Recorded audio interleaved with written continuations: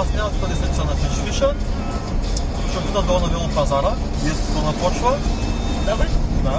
Ние така да се... Макар че сега този вика Милен, те продават телите велосипеди, вика ще изберем да викам, кажи за какви пари. Вика при всички случаи няма да е над 100 лева.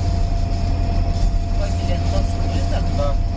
Защото при Peugeot, ако трябва да го стягам, аз ще дам 50-60 лева, пък той е дал скъпо да купя на 100 лева.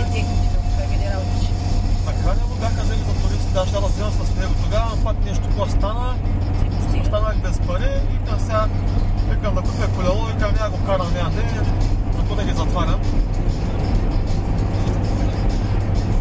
Сега тук за Варна трябва едно колело.